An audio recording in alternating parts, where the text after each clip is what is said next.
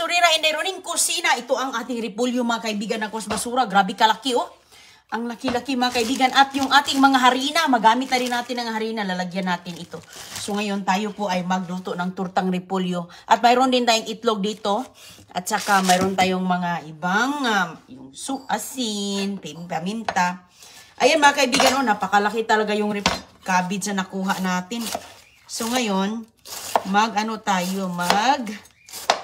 tayo ng pasarapin natin itong gulay na to mga kaibigan na nakuha natin sa ating pagda-dumpster diving. Ayan, dahil 2 itlog lang po ang ating gamit, tamang-tama lang po ang iyong repolyong ilalagay. So, depende sa iyo kung malakihan na hiwa or ganyan lang. So, ayan lang po ang akin.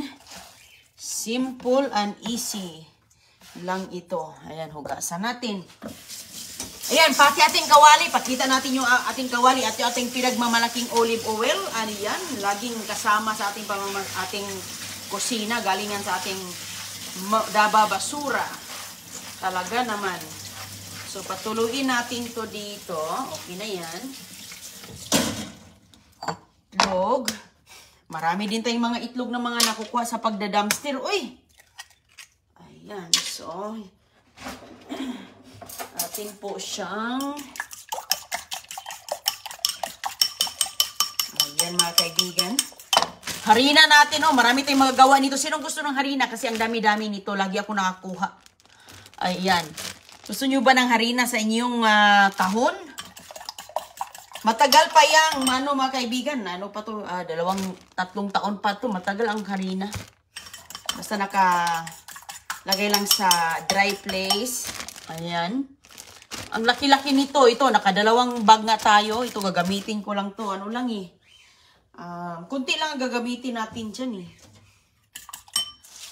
So, ilagay na natin yan. Ayan. Sus, kailangan ko pala dito ng malaking hindi ko mabalot siya.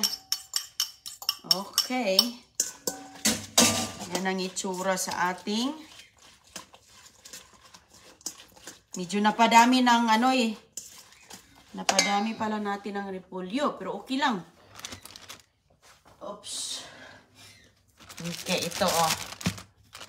Lagyan natin ng konting harina.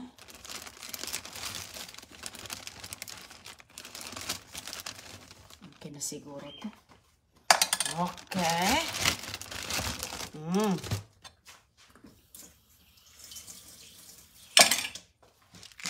Ayan mga kaibigan.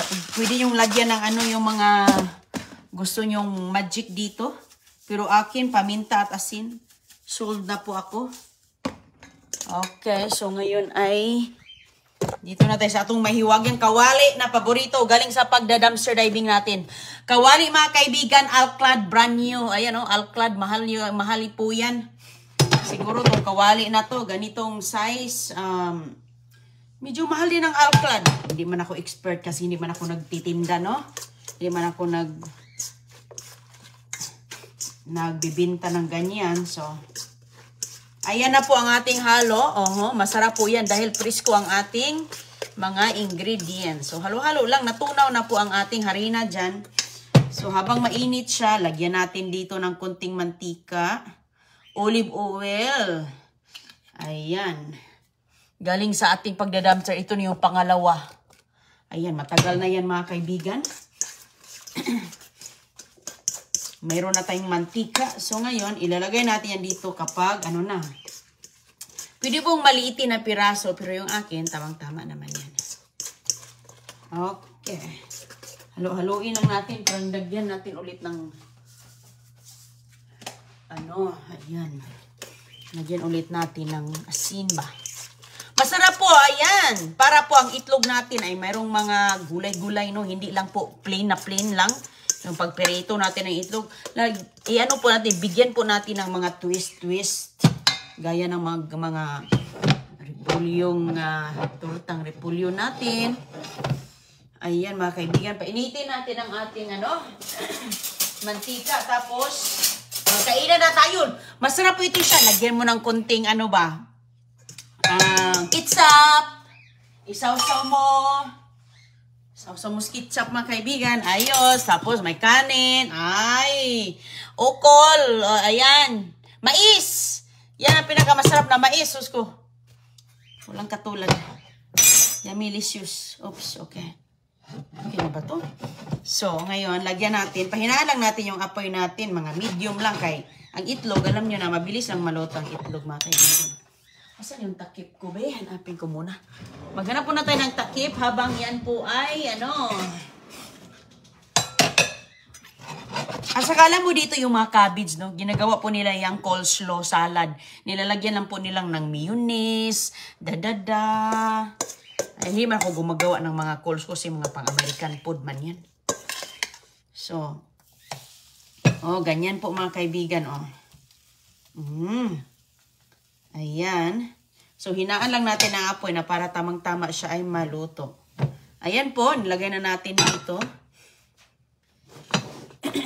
So, pwede siyang pagkainin na hindi luto siya. Yung coleslaw mga kaibigan, hilaw po siya na cabbage. Nilalagyan lang nila ng parang mayonnaise yung isa doong nilalagay nila, mustard, mga ganyan. Masarap din naman. Ayan. So, tayo nito, makapag 3 bilog tayo ng ating turtang-turta. O, di ba? Yan. Marami mga magagawa. Di ba? Nagtuturtang talong tayo. Mayroon kayong mga cabbage dyan, repolyo. Yan, gamitin. Asan yung aking pambaliktad? Baliktarin natin yan. Maya-maya. Ayan, So, habang tayo dyan ay naghihintay, tayo din dito ay arangkada sa ating para mayroon tayong pang-tubig ba? Pang-tubig natin mga kaibigan. At yung iba, pwede pa tayo ito makapagpansit. Tingnan mo nga naman yung nakuha. Ang laki-laki pa nito. Nakuha ako nito ng mga, ilang piraso ba? Hindi marami, parang 4 ata. Tapos pinagbigay-bigay ko nagtag-isa kami So ngayon, mag-juice tayo dito. Saan yung aking squeezer? Mag-juice tayo mga kaibigan para inumin. Galing din ito sa ating pagda-dumpster, no? Ang ganda talaga ng mga bigay ng mga basurahan dito ay kay talagang tignan mo nga, libre vitamin C na. Nakaganyan pa yan. Mandarin orange pala ang tawag dyan. Mandarin orange pala yan mga kaibigan. Sus ko. Sarap ng mandarin orange. Matamis. Ayan. So habang tayo ay naghihintay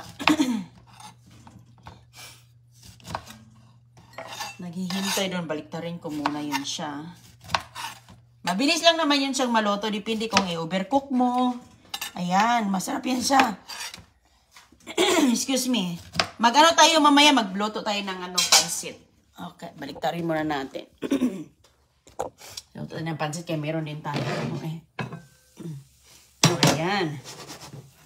Uy, wow na wow. Ay, sus ko, wow na wow ang itsura. Tingnan mo, pang restaurant ang itsura da. Hindi pang basura. Sus ko. Grabe. Ayan na po. Nakita na natin ang itsura mga kaibigan. Sa mukha pa lang parang gourmet. Gourmet na gourmet. Yan po ang close-up natin. Natural na po yan na nagtutubig. Pero after that, pag maluto na yan, hindi na. Ayan. Sus, busog ka na nito ba? Alam mo, sa panahon ngayon, mahal ng itlog. Diba yung isang dosinang itlog, nasa siguro mga 150 na, no? Or hindi ko alam magkano, pero sus ko. At least, marami tayo sa pamilya natin, lagyan natin ng mga gulay-gulay para kahit paano dumami yung itlog natin. Ayan, magkatatlong repolyo na tayo dyan.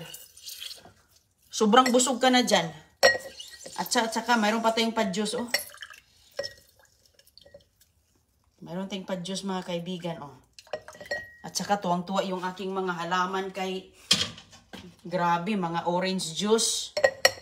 Mga ganito, orange yung andoon, composting ko. Kain tayo ngayon mga kaibigan.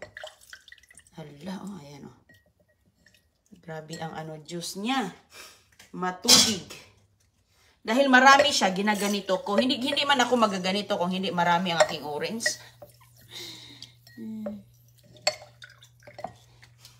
Yung katrabaho ni Chris ng mga Amerikano ay nag-enjoy sa mga orange. Yun yung kanilang ano doon, snack. Instead na mag-snack sila ng anong kakainin nila, mayroon na silang prutas. Ay, natasikan ang aking mata.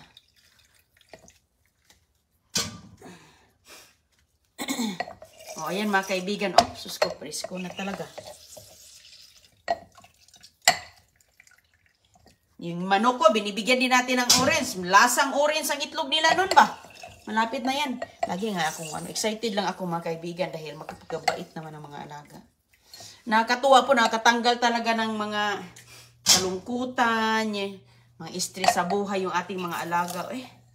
Nakakatuwa po ba? At saka, kahit anong busy natin, marami talaga tayong mga gagawin, no? Kahit anong busy ba, marami talaga tayong mga magagawa. Okay. Ayan po, oh, malapit nang mapuno. Pero sus ko, grabe ka espiso to. Pure na pure. Mahal kaya dito yung ano, isang bote, parang ganito na.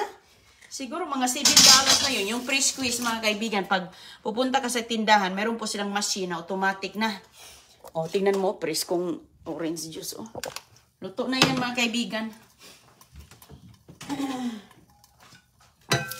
Baka nasunog na tong likod na to. Ay, tamang-tama, oh. Uy, ang ganda, oh. Tingnan mo nga, oh, ang ganda, oh. Wow. So, lagyan natin ng kunting mantika ulit. Ayan, kunti-kunti lang. Ayan po. So, 3 na ang ating maluto. Ay, sus ko. 3 nga. 3 nga yung maluto natin. O, diba? Marami. Yung kahit isang ulam na eh. Yung isang kain na tayo. Lagwa tayo ng ketchup. Ayan po ang itsura niya, oh. O, ayan ang itsura niya. Init. Lagwa tayo ng ketchup po. Masarap yan siya isaw-saw sa ketchup. Ayan, iwan ko, mayroon ba tayo ditong ketchup? Ayan, mayroon po tayo, mayroon. Ano po ito? Pilipino. Pilipino ketchup talaga itong andito sa ni Neruning. Ayan. Ayan, Ayan, masarap. Yan mo natin. Uy. Okay, kasi minsan kasi yung ketchup parang ayan.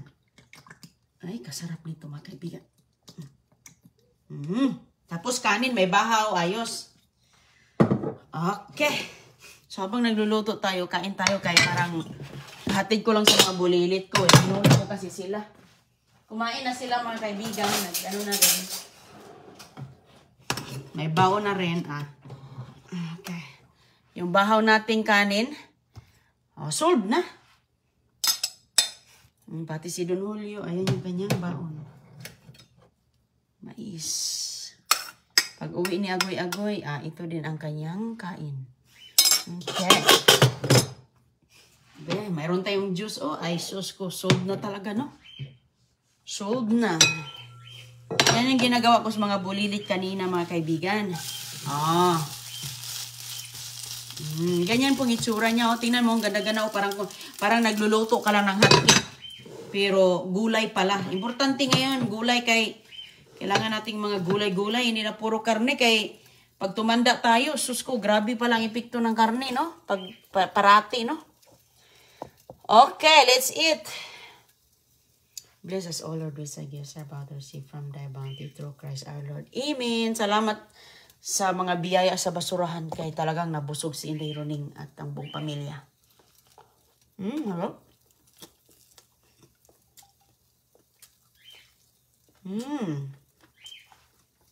Sarap mga kaibigan. Yung ating pwede mo siyang hiwain pag ganyan. Sausaw sa ketchup. Sarap. Sarap, pantulak. Squeeze.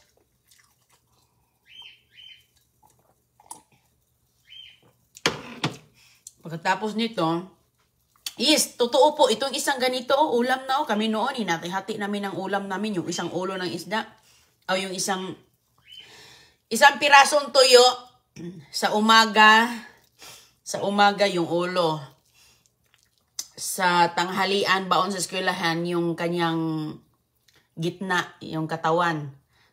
Tapos sa pag-uwi sa bahay, hapunan, yung buntot. So ngayon, ito naman,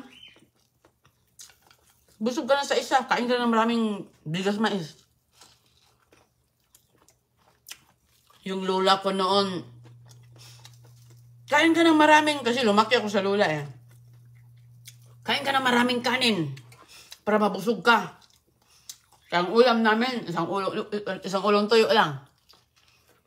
Hati-hati yan, mga kaibigan. Kaya, marami din naman kami mga prutos sa bukid. Umagang-umaga, kumakain ng langka. Kasi nga, nangamoy na yung langka, nangamoy na yung marang. Diba?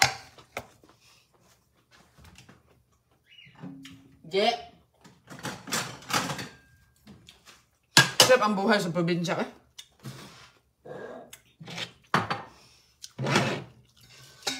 Kahit wala kang ulam, pwede na kang maano doon. Dami, mabusog ka na. Ayan, yung isa. Last batch. Lagyan natin ng konting ano to. Konti, masarap po siya. Kahit kayo, subukan nyo. Okay. Lagyan lang natin ng konting harina. Kung wala ko yung harina, pwede naman itlog. Itlog lang.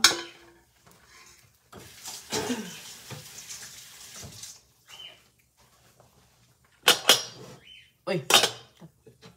Itlog lang mga kaibigan, pwede na. Pahinaan na natin to kay huli na yan eh.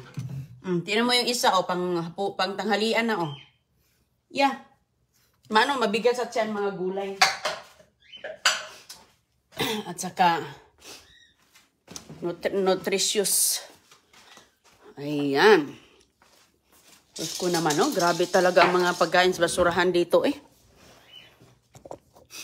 Kain tayo mga kaibigan. Upo muna tayo kay tinignan, binantayan ko ba para hindi siya masunog. Kaya doon ako nakaup tayo. Sa tamis. Ang tamis ng kailangan natin ng vitamin C eh. Sold na yun.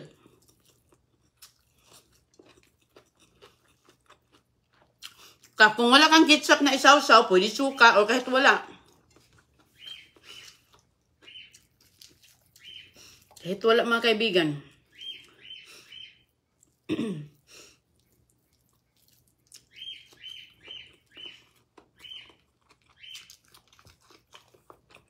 Kain tayo. Alam nyo, mahal na din ang mga gulay sa Pilipinas.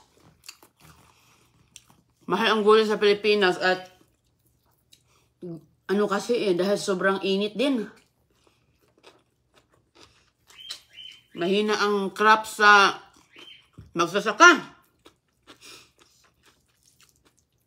Dito sa lugar ko, wala kang makikitang farm dito sa lugar ko. Pupunta ka po kasi dito sa area namin, yung farm kasi dito mga kaibigan nasa malayo. Yung walang katao-tao ba. Kaya, pero ako, meron naman akong sariling farm. Yung tanim nating mga kunti-kunti.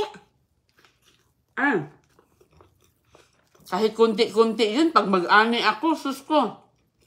Mga 3 tao din ang mabibigyan ko ba? Nakikita nyo naman, di ba? Maano din eh, maganda din magbigay ng mga bunga.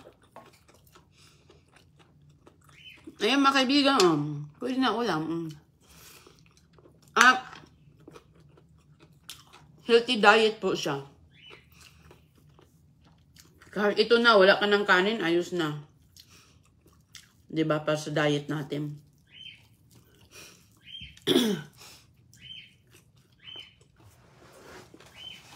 Kumusta na kayo yung aking isang iniwan dito?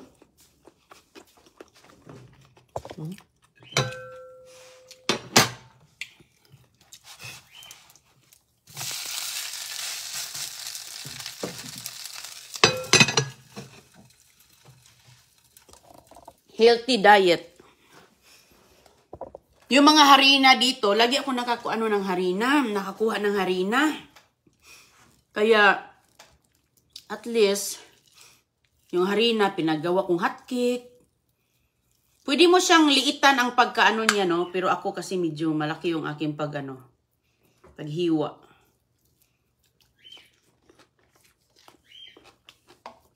Iba talaga yung ketchup na nilagay sa refrigerator kasi nag-ukol-ukol, oh. Hindi liquid. Tumigas. Natulog pa. Pamantika ba? Tulog pa.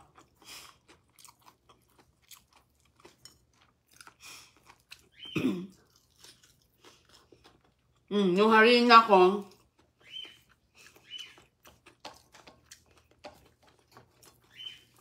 yun ang gamit kong mga all-purpose flour naman. Yung iba nilagay ko sa balikbayan box eh. Kasi ang harina, kahit yan, basta dry lang, matagal yung masira. 2027 pa yan sa pakiti niya. Diba? 3 taon pa. So, yung malaki niyan, binigay, ano kaya yan? Ilang kilo ata yan siya? Dami yan. Yung pinakamalaki yung siplak, hindi nagkasya. Musta po?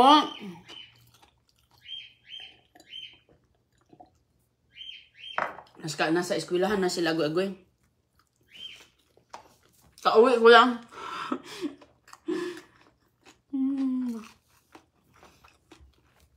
Simple lang yung luto natin mga kaibigan ha, kasi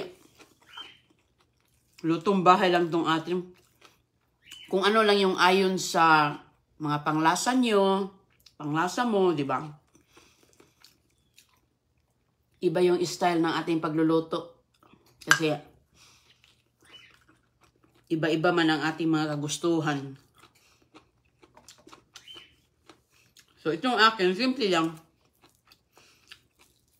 Hindi naman ako nagkukompetisyon sa ibang mga nagluluto sa bahay nila. Ako, anong meron ako, yun lang po. Yun lang po talaga mga kaibigan.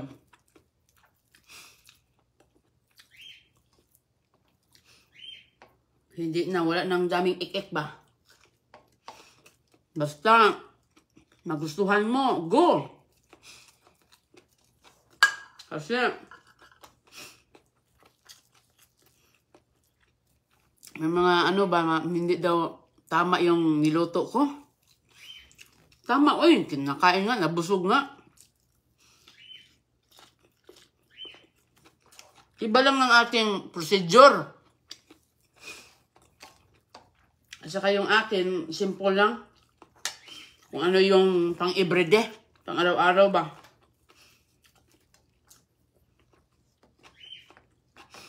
May isa pa, busog na ako. Yung mamaya na yung isa, tanghali. Diba? Kumusta po sa inyong lahat? Sana ayos lang kayo dyan. At dito mga kaibigan, okay lang. Okay naman, mainit ngayon, maganda. Ngayon ang panahon yan dito, walang bagyo. Matagal nang walang ulan. At least kahit paano, lagi na rin ako nagdidilig ng halaman. Ingat po kayo mga kaibigan ha. Tapos na po ako at kita lang tayo mamaya. Maraming salamat kay Ram. Hello, thank you E-Rods Ram. Las Piñas City. Hello Ilna Inario sa Cebu.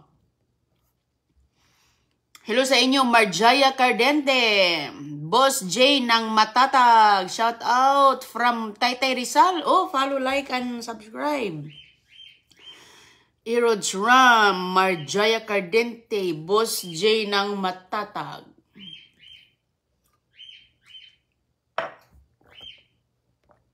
Ayan. Ilna Inario. Simple lang ma'am, simple lang ating pagkain. Belinda Salvacion, simple lang naman ang pagkain sa umaga. Basta malaman ang tiyan. Ay, ako, importante sa akin may laman yung tiyan ko.